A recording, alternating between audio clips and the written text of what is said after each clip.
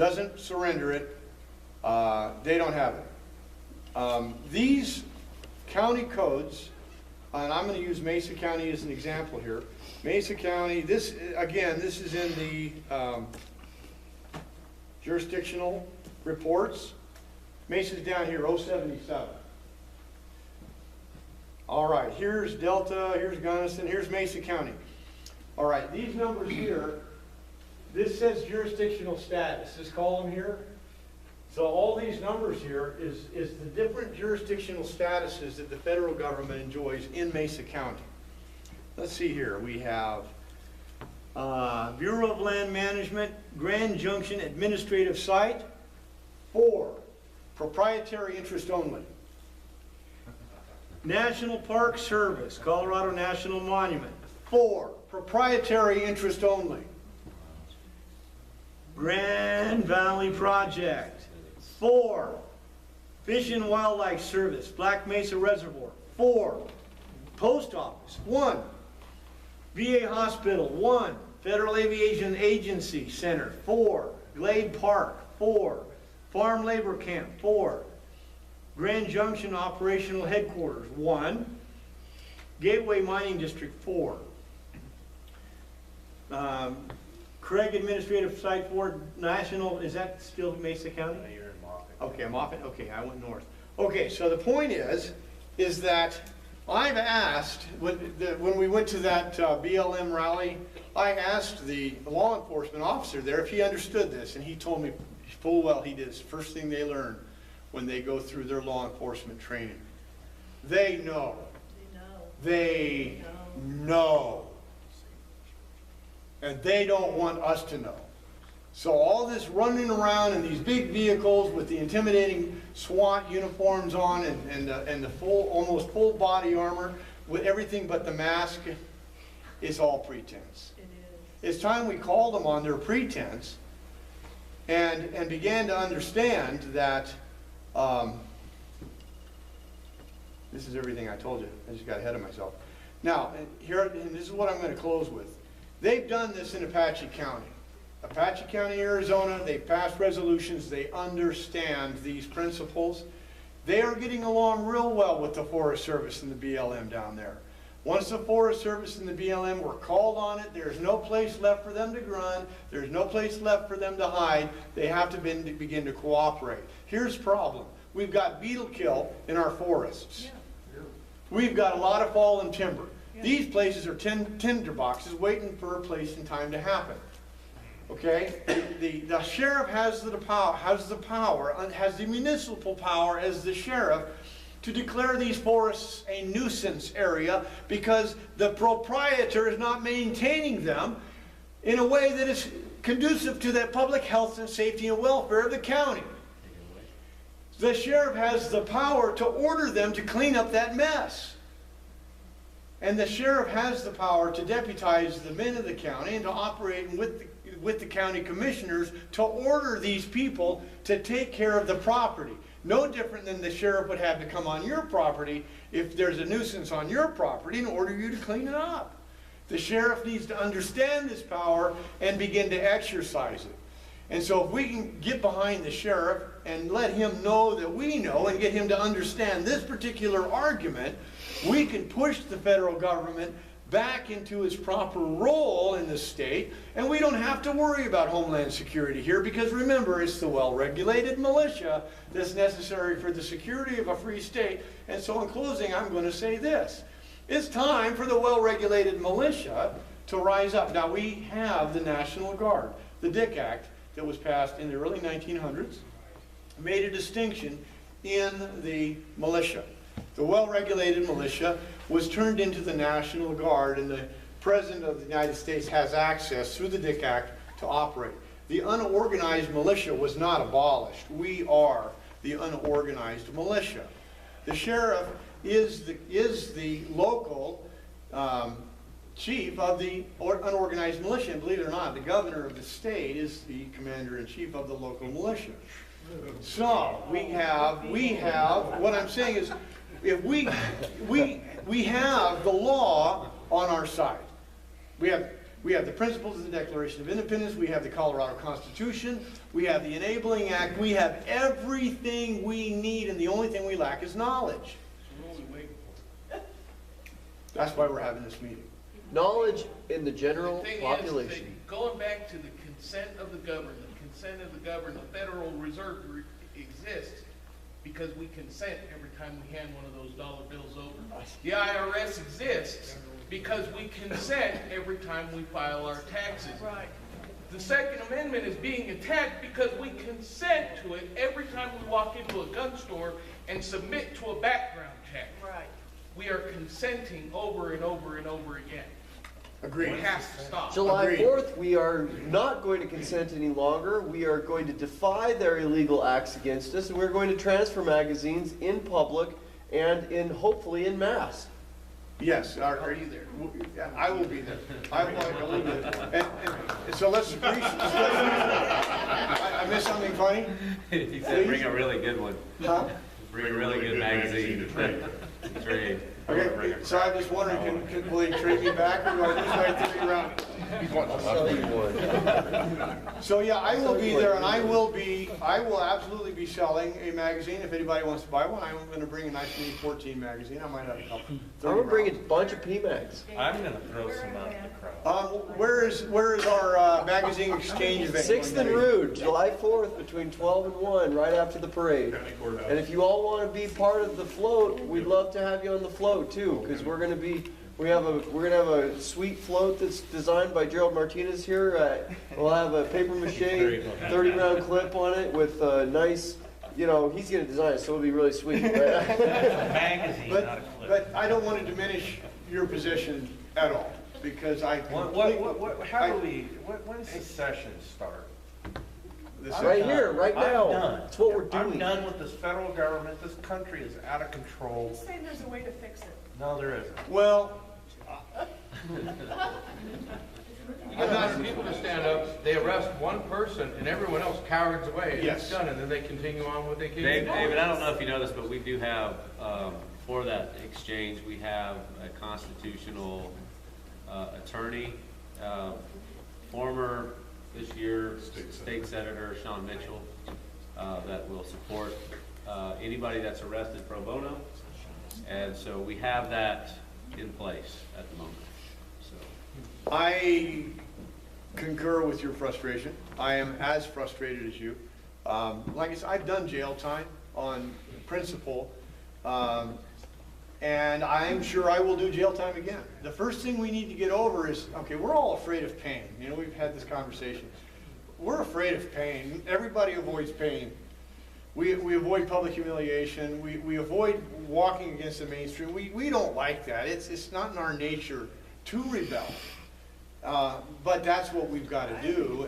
And so finding the courage of our conviction once we know the truth, I'm going to go open some more roads. As a matter of fact, I will say it publicly, I've been pulling up their road signs whenever I see them. On these ones, they're not legal signs, and so I've been pulling them up. I'm not asking anybody for permission. I'm not telling anybody, but I am doing it, and I'm challenging you, guys, come on and arrest me. Because I'll challenge your jurisdiction, and we'll go down the road as far as we can. Here, we can shut down this entire system. If everybody, when you go to court, demands a jury trial. Yep. The last couple times I've been in court, I've stood there and the judge reads me my rights, basically Mirandizes me and gives me my charges, and he asks me if I understand, and I say, no, I absolutely do not understand. And the last time I did it, and this was very recently, the judge says, well, then, Mr. Justice, we're going to have you arrested and taken to Pueblo for a mental competency evaluation. And I said, I don't think so. He says, well, are you going to cooperate with me? Because if you push me, I'll have you sent to Pueblo. And I asked him, do I have the right to remain silent? And can anything I say be used against me? And he said, yes. And that was the end of the conversation. So he said, well, we're going to call a recess. So he went, and this is, by the way, this is just a couple of months ago, and Linda went to my trial there just in case. But this is what happened. Okay, June 5th, it's a traffic ticket. Okay, I'm driving without a license. Because I refuse to capitulate to a government because of a long train of abuses and usurpations. I'm a one-man revolutionary force My revolutionary force started back in the 1990s. I'm waiting for you guys, come on. When I go to court, I'm a handful. So the judge says, all right, well, you will report to the Pueblo Mental Hospital for a competency evaluation, and here's the order. You will have this done by May 31st. May 31st came and went, I did not comply. I had another hearing on June 5th, I showed up, the judge says, actually it was May 30th, April 31st I was supposed to comply, so another month. I showed up in court, Linda was there. The judge says, well, Mr. Justice, I see you didn't comply with my order. Now, we're looking at contempt of court here. You didn't comply with my order. And I says, well, do I have the right to remain silent? Can everything I say be used against me? He said, yes. And I said, well, your order was void.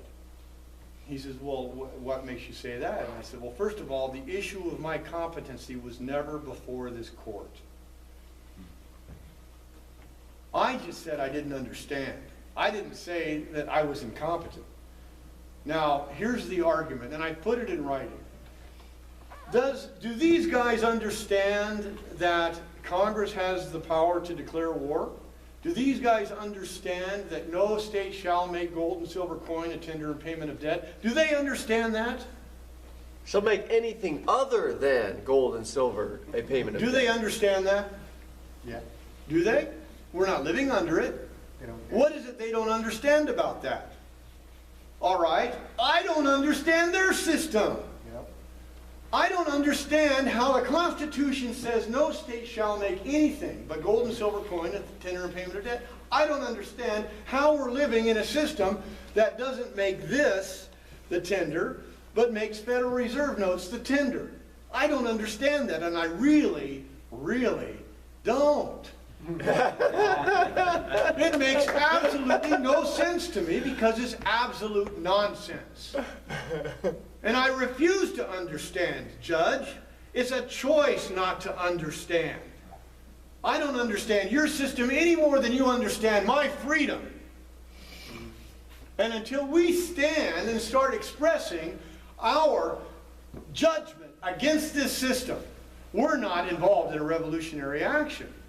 So whether it be willful refusal to consent by paying taxes to a system to facilitate our own enslavement, or registering a car or getting a license when the system itself has reduced us to mere human resources that we are to be exploited, which is essentially what this system is about. It's about feeding the banks, and the government is working for the banks and multinational corporations, and we are merely human resources.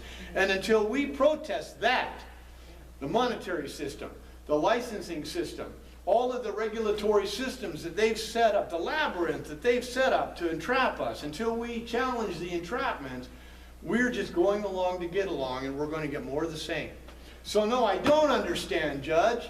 He says, well, he finally said, I didn't say all that. I put it in writing, though, in my motion to disqualify the judge because he's incompetent. I made a motion to disqualify you, Judge. Here it is.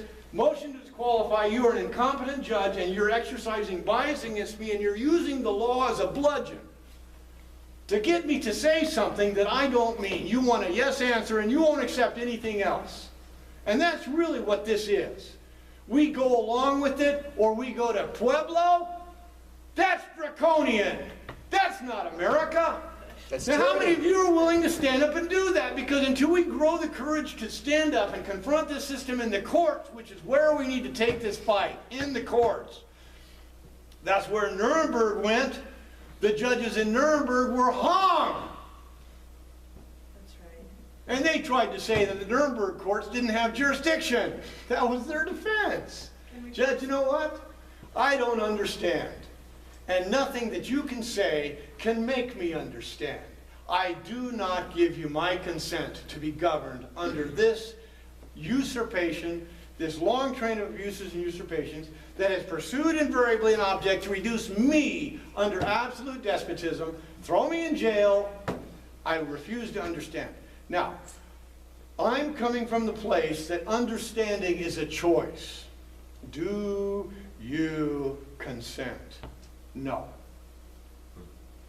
So the next time I go to court, which will be June 23rd, July 23rd, my motions are on the table. The first motion is motion to disqualify the judge because he was using the law as a club to get me to capitulate. He was trying to extort a yes answer out of me to the question, do you understand? Do I understand what? Do you understand what I just read you? Well, I don't, because what you just read me is a bunch of statutes that said I have the right to remain silent, anything I say can and will be used against me, I have a right to an attorney, I have the right to a jury trial, I have the right to be represented by counsel.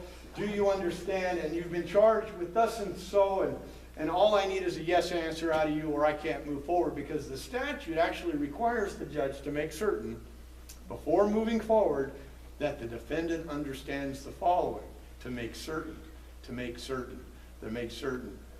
The statute says it is the duty of the judge to make certain the defendant understands. Well, I don't, and nothing that you can do can make me. And you have a duty to make certain that I do, or you can't move forward. So we're at a little impasse, aren't we? What if all Americans started, through civil disobedience, getting into court and standing at that same place? We would clog up their system to the point where it couldn't move anymore. Remember, the judicial function is the engine of tyranny in every despotic government. Every one of us has to go before the judge before we get thrown in a FEMA camp. I don't understand, Judge. Every American is entitled to due process in this country. Due process requires that the judge obtains our understanding. It's my position that that's a choice, not a mental ability. They would like us to think that it's the mental ability, which is why he threatened to throw me in Pueblo. Well, you know what? Here's the rest of the story. There's a procedure that a judge has to follow to get someone arrested and sent to Pueblo for a mental competency evaluation. And the law specifically says somebody has to raise the question of my competency. Well, the judge says, do you understand? I said, no. And so nobody raised the question of my competency. But the judge tried to use the threat of Pueblo to extort my performance. That's the very definition of draconian. When the judge finally figured out that I wasn't going to back down, he withdrew his order. I'm withdrawing my order. The district attorney says, Judge, he disobeyed your order. You ordered him to go to Pueblo. He should be held in contempt of court for not obeying your order. The judge said, Mr. District Attorney, that would be a little draconian at this point, don't you think? Those were his exact words. He said, I'm withdrawing my order. I called the judge on it. And then I put him in a position, now, it's a reversal. Judge, I'm making a motion for you to disqualify yourself because you have just demonstrated that you are not competent. Oh, that's beautiful. You have either just abused the law and used it as a bludgeon to attempt to get me to capitulate to your tyranny, or you're completely incompetent and doesn't know how the law works. Which one is it? And that's what we're going to hear on the 23rd of July. The second motion was a motion to dismiss the entire case because the statute says at the defendant's first appearance, it is the duty of the judge to make certain the defendant understands the following. Well, I'm on my fourth appearance and he still hasn't gotten my understanding. No, he's trying to get 4 bites at the apple. He only gets 1 according to the law. He didn't get it then. I'm moving the court to dismiss because it doesn't have jurisdiction. You never got my consent. You didn't get my understanding. In this country, the governments derive their just power from the consent of the governed. You're not getting mine.